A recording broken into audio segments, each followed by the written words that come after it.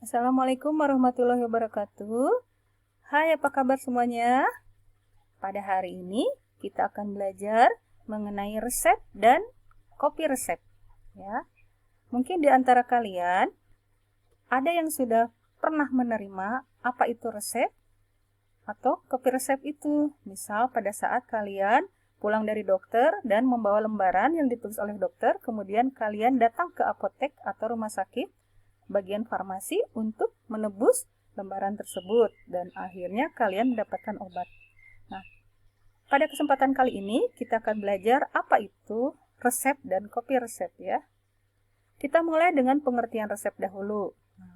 Di sini resep itu sebetulnya adalah permintaan tertulis seorang dokter atau dokter gigi atau dokter hewan yang diberi izin berdasarkan peraturan perundang-undangan yang berlaku.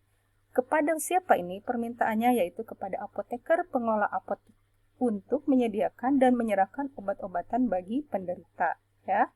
Jadi resep itu permintaan tertulis dari dokter ya, untuk siapa? Untuk apoteker pengelola apotek. Apa isi permintaannya? Yaitu agar apoteker menyediakan dan menyerahkan obat-obatan bagi penderita. Nah, kita akan lanjutkan. Nah, resep itu dalam bahasa Latin itu disebut dengan formulae medicae ya. Formulae medicae ini ada dua jenis, yaitu formulae officinalis dan formulae magistralis. Apa perbedaannya? Formulae officinalis itu merupakan resep yang isinya itu merupakan komponen obat yang tercantum atau merupakan formula yang diambil dari buku farmakope atau buku lainnya yang merupakan standar. Sedangkan formula magistralis itu resep yang ditulis dokter dan komponen-komponennya ini merupakan racikan dari dokter ya. Jadi tidak mengambil dari resep-resep standar, tapi dokter menuliskan sendiri apa yang dia kehendaki ya. Racikan dokter ini sesuai dengan kondisi pasien ya. Kemudian kita akan lanjutkan ya ke dalam bagian-bagian di dalam resep. Nah, ketika kita mendapat suatu resep di apotek atau di rumah sakit, kita harus meneliti resep tersebut atau melakukan screening dulu ya. Apakah resep itu sah untuk dilayani atau dikerjakan obatnya atau tidak, karena beberapa resep tidak memenuhi persyaratan baik administrasi maupun persyaratan farmaseutika. Kelengkapan resep itu harus meliputi apa saja? Coba kita lihat di sini nih resepnya, harus ada nama dokter. Kemudian ada alamat dokternya, ada surat izin prakteknya ini ya, SIP, surat izin praktek, kemudian ada tempat dan tanggal penulisan resep oleh dokter tersebut, kemudian ada tanda R, nah ini, kemudian ada nama-nama obatnya, kemudian nama obat disertai dengan komposisi, kemudian ada jumlah yang harus dibuatnya ya, ada bentuk sediaannya. Ini MF L approve berarti dibuat jenis serbuk ya. Kemudian ada aturan pakainya. Nah, di sini nih, jika perlu sehari 3 kali 1 bungkus. Kemudian dalam sebuah resep harus ada paraf dokternya. Kemudian ada nama pasiennya, biasanya disertai dengan usia ataupun berat badan, dan beberapa resep tertentu memerlukan keterangan alamat dari pasien. Jadi bagian resep itu kalau dalam bahasa Latin, beberapa bagian resep diistilahkan dengan bahasa Latin itu ada inscriptio, invocatio, prescriptio atau ordinatio, kemudian ada signatura, kemudian ada subscriptio. Nah, inscriptio ini merupakan nama dokter, alamat, surat izin praktek, nama tempat dan tanggal resepnya. Invocatio itu tanda buka R-nya ya. Preskripsio atau ordinasio itu adalah nama-nama obat, jumlah dan bentuk sediaannya. Signatura itu aturan pakainya. Subskripsio itu adalah paraf atau tanda tangan dokter. Nah, ini contoh bagian resep yang tadi. Nah, dari awal kop surat ini sampai dengan tanggal ini merupakan inskripsionya. Tanda R ini invocatio, nama-nama obat beserta komposisi, sampai jenis bentuk sedianya ini adalah preskripsio atau ordinasio. Aturan pemakaiannya itu adalah signatura, tanda tangan dokternya adalah subskripsio, dan ini pasiennya. Nah, Kemudian kita lanjutkan jenis resep. Nah, kalian nanti ketika akan bekerja itu akan mendapatkan resep yang merupakan pengobatan segera. Jadi resep ini harus segera dilayani atau didahulukan dibandingkan dengan resep yang lainnya yang masuk. Itu resep yang bagaimana? Yaitu resep yang ada tandanya Cito, Urgen, Statim, atau PIM ya. Ini artinya resep yang segera. Penting, periculum in mora itu berbahaya bila ditunda. Nah, di mana tanda ini terletak biasanya adalah pada bagian atas kanan resep.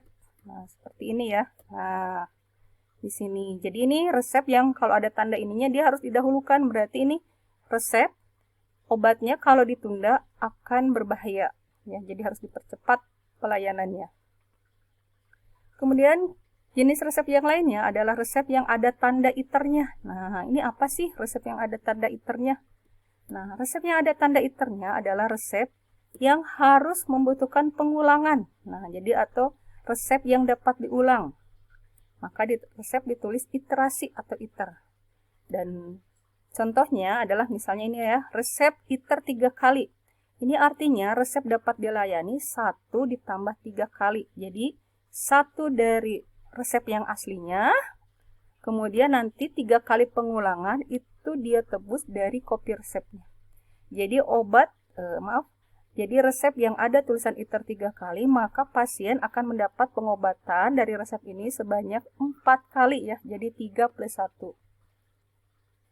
Nah, seperti ini mungkin alurnya ya. Misalnya resep dari iter 3 kali, nah, pasien akan menebus obat dari resep aslinya 1 kali.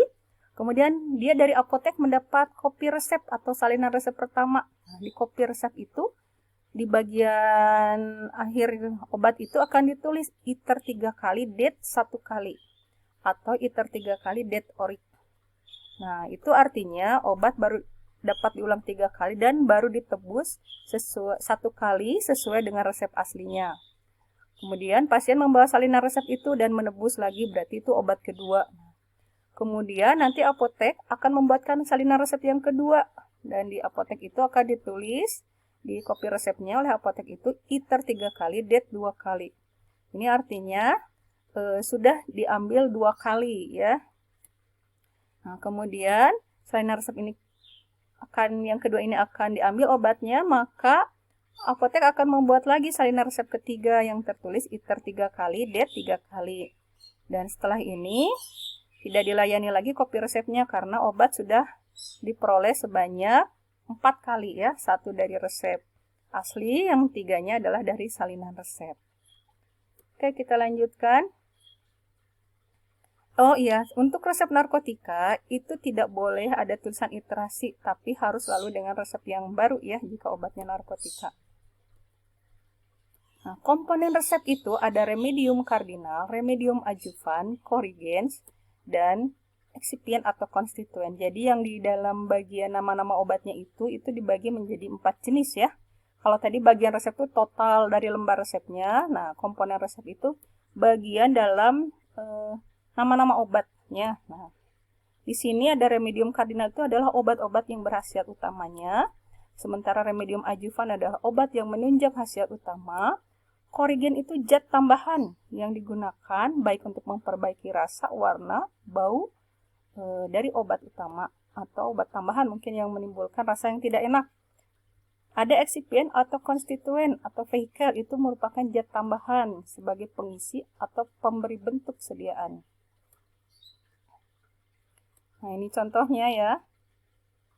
Nah, ini yang isoniazida ini remedium kardinal, dia obat yang berkhasiat utama. Pyridoxine remedium adjuvan karena dia mendukung obat yang pertama, tapi dia berkhasiat juga. Sirupus simplex dia obat tambahan, zat tambahan ya untuk memberikan rasa. Karamel adalah zat tambahan untuk memberikan warna juga aroma ya. Kemudian ada pembawa atau eksipien ya di sini aku atau air ya karena sedianya bentuk sirup ya. Kemudian kita lanjutkan. Nah, corrigen itu tadi ya ada beberapa jenis, corrigen actionis, odoris, saporis, coloris, solubilis.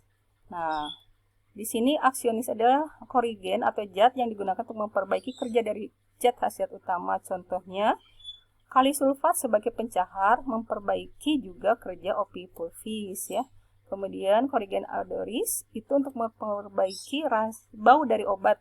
Nah, contohnya adalah Oleum cinnamomi dalam emulsi minyak ikan. Kemudian ada Corigen saporis itu untuk memperbaiki rasa dari obat. Contohnya adalah gula ya, Saccharum album dalam Scirupus simplex. Kemudian ada Corigen coloris untuk memperbaiki warna. Contohnya adalah FDC tatrazin kuning. Kemudian ada zat untuk memperbaiki kelarutan obat. Contohnya adalah kalium iodida dalam tinktur iodium. Nah, kita lanjut ke pengertian salinan resep yuk. Nah, tadi resep. Nah, sekarang ini salinan resep. Ini bedanya apa? Kalau salinan resep itu dibuatnya oleh apotek, dan dalam salinan resep itu selain yang terdapat di dalam resep asli juga harus memuat nama dan alamat apotek serta nama dan nomor izin apotekernya, tanda tangan dan paraf apoteker pengelola apotek. Ada tanda det atau detur untuk obat yang sudah diserahkan, ada tanda nedet atau nedetur untuk obat yang belum diserahkan. Pada resep yang harus diulang ada tulisan iter dan diberi tanda det orik atau det sekian kali ya.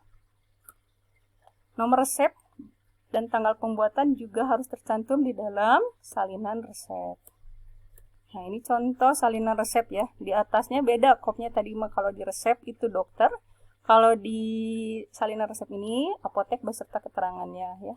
Nah, di sini dicantumkan nama dokter penulis resep awal, alamat, nama pasien, tanggal resepnya. Nah, di sini ini tanggal dari resep yang pertama yang diterima ya. Kemudian ini ada nomor kopi resepnya. Kemudian ada tanda det. Nah, det itu artinya sudah diserahkan. Nedet, yang nedet ini yang belum diserahkan ya. Kemudian ada pro coffee conform. Tulisan ini artinya sudah resep ini dibuat sesuai dengan salinan aslinya. Kemudian di bawahnya harus tercantum tanda tangan apoteker beserta nama, kemudian ada tanggal dan tempat ditulisnya kopi resep ya. Nah, ini contoh-contoh kopi resep nih. Ya. Nih. Salinan resep. Ada yang tertulis dengan salinan resep, apograf juga itu sama juga salinan resep ya. Nah, nama lain bagi kopi resep itu atau salinan resep itu disebut juga kopi resep atau apograf atau exemplum atau abscript ya. Nah, resep itu di apotek atau di bagian farmasi rumah sakit itu disimpan bagaimana caranya, yaitu harus disusun menurut urutan tanggal dan nomor urutan penerima. Disimpan itu sekurang-kurangnya adalah 5 tahun. Nah, resep yang harus dipisahkan adalah resep yang mengandung narkotika. Resep yang melebihi 5 tahun itu harus dimusnahkan ya. Nah, pemusnahan resep itu harus mengikuti peraturan, yaitu harus dimusnahkan oleh apoteker bersama sekurang-kurangnya saksi, yaitu petugas apotek, dan dibuat berita acaranya 4 rangkap ya, ditandatangani oleh apoteker dan saksinya, yaitu petugas apotek. Nah, kemudian resep yang tidak boleh diulang, nah, tadi sudah dijelaskan, yaitu resep-resep yang mengandung narkotika, yaitu tidak boleh diulang, dia harus selalu dari resep aslinya. Dan resep yang tidak boleh diulang atau penyerahan obatnya harus dengan resep yang baru itu biasanya ada tulisan ne iterator atau tidak boleh diulang tanpa resep dari dokter ya. Demikian mungkin penjelasan tentang resep dan kopi resep ini, semoga bermanfaat. Assalamualaikum warahmatullahi wabarakatuh.